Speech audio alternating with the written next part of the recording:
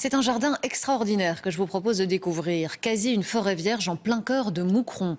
Ce jardin a été créé il y a une quarantaine d'années par un couple qui, bien avant le succès du bio, avait déjà compris tout l'intérêt des méthodes de culture naturelle. Pas d'engrais, pas de pesticides, un minimum d'intervention humaine, des précurseurs de ce qu'on appelle aujourd'hui la permaculture. Le reportage de Joël Merthe. Derrière cette façade, en plein cœur de Moucron, se cache un jardin extraordinaire.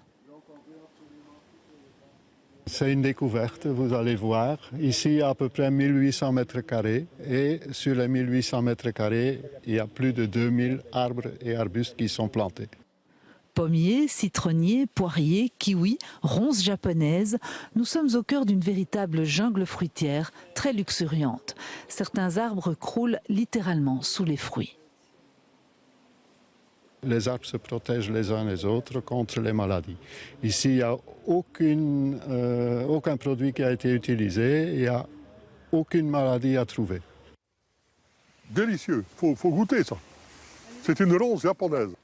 C'est Josine et Gilbert Cardon qui ont un jour eu l'idée de cultiver leur jardin en laissant faire la nature. Des pionniers de la permaculture. Il y a une quarantaine d'années, on commençait à parler du jardinage bio. Et puis on demandait ce que c'était. Et puis on a acheté des livres. Et puis on a fait un petit groupe de 10-15 personnes qui s'intéressaient à ça. Et puis ça a démarré. C'est comme ça que j'ai commencé le jardinage. Tout à fait par hasard.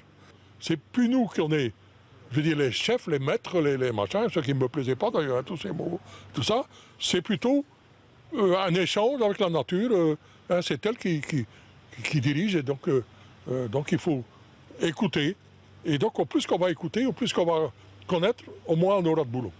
Le sol n'est jamais bêché ni arrosé. Il y a d'ailleurs très peu d'outils. Seuls travaux autorisés, un élagage minimum et un peu d'arrachage des mauvaises herbes qui sont laissées sur le sol en guise d'engrais naturel. Et puis il y a les légumes qui poussent au pied des arbres. Les semis sont effectués dans les serres avant d'être repiqués dans le jardin. Tout est spontané et toujours à l'écoute de la nature. Et donc, au plus qu'on va écouter, au plus qu'on va connaître, au moins on aura de boulot. Et donc ça, c'est l'idéal pour une bonne société. Je veux dire, le moins de boulot possible et le plus de plaisir possible. C'est ça qu'il faut chercher. Donc c'est ça la permaculture. Donc ça, c'est les tiges de l'année passée. Ça, ce sont les nouvelles tiges avec les fruits qui viendront l'année prochaine. Le jardin de Josine et Gilbert est devenu le jardin des fraternités ouvrières, une association qui compte 3000 membres. Et tous les jeudis, c'est journée porte ouverte. Les visiteurs viennent nombreux et parfois de loin pour découvrir ce lieu insolite. C'est rempli tout partout, c'est ouvert. Des fruits à hauteur de la bouche, presque à croquer dedans. Tous les fruitiers, tous ces mélanges de plantes, c'est assez intéressant. On se demande comment ça peut pousser, parce qu'on a l'impression qu'il n'y a pas trop de soleil, mais finalement il y en a quand même, vu que sinon ça ne pousserait pas aussi autant, quoi. Et puis, il y a la grainothèque, qui compte pas moins de 6500 graines et semences différentes. Une vraie caverne d'Ali Baba pour les jardiniers. Et un lieu d'échange où l'on se presse pour recevoir de précieux conseils.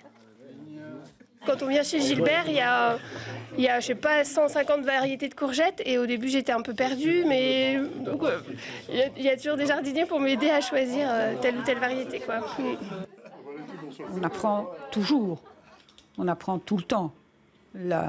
Notre idée, c'est aussi la permaculture, c'est aussi l'éducation permanente. C'est présenté à tous comme une solution pour avoir un monde sans poison. Après 40 ans d'expérience, Josine et Gilbert font encore des découvertes. Et leur jardin évolue constamment, toujours en harmonie avec Dame Nature. Oh, j'adore ça. Oh, ça c'est bon.